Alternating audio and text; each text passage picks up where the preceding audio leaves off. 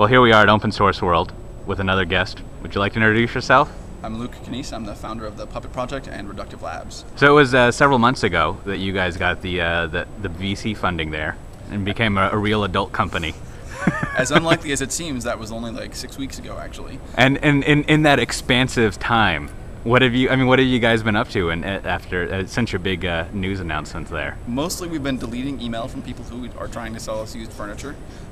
But in addition, we're beginning to hire. So we've got some developers on who are actually getting work done, and we're starting to figure out how we're going to sell things and build better, interesting projects. And so there's a lot getting done, but most of it is relatively hidden, other than the developers talking on our lists and actually writing code. And so did you hire the developers from the community as a sort of standard, or how did you come about finding them? There are some developers in the community we would like to hire, and they will not be hired. So we've got this guy, Bryce Figueroa, who is French, and he is really, really great, but he works at a board game company, and he loves his board game company.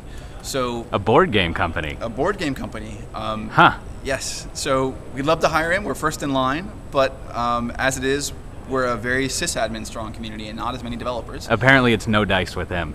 No dice at all. So instead, we've found somebody in Portland, and we've just moved our company to Portland, which is a big deal to me anyway. And we're hiring people there. So the people we have so far are all in Portland that we found, and they're not in the community, unfortunately. So we have to learn. We have to teach them Puppet, and it's a little bit slower, but. So is that? Do you think being in Portland has been the company being in Portland? Do you think that's been beneficial in that sense, or is it just sort of coincidental?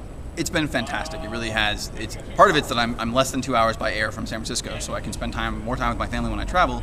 But there's a very strong Ruby community there. There's a very strong open source community there, and there's just a lot of unemployed people there. So that works out really well. It's a great combination. But even the the Linux Foundation was there. There's so many people who are interested in and involved in technology and open source and Ruby that there's a great pool of people. So it sounds like you have gotten to the point where you don't have to do sort of putting out fires and bug fixes, but you can work on the future of Puppet, if you will. Exactly, and that was one of the main keys of the investment, was to get some of us above the fray, where we're not the ones who are responding to every bug ticket, but we're instead being allowed to think ahead and what's going to come in 6 months. What's the best thing we can do for the community? What's the most interesting problem we can solve, instead of, oh look, I have to fix cron support, or oh look at that, Solaris zones aren't working anymore, or things like that.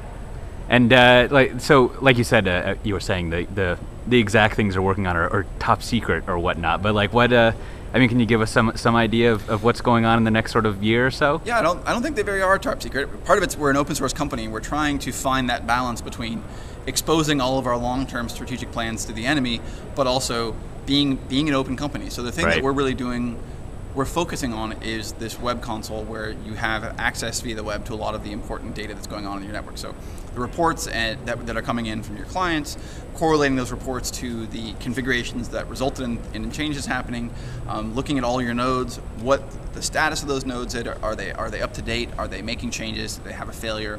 So having all that information in a web console is definitely our highest priority, and we're working on that right now. And as soon as we can get, the code should be available any day, but it's not even alpha. It's not a functional application. We're just doing the development, and we should have something in a month. So essentially, it's sort of a web-based UI to report about what's going on with Puppet, if you will, and what it's working over, and so forth and so on. And it's not all read-only, so you can do things like create new nodes, and we hope to have integration with provisioning tools.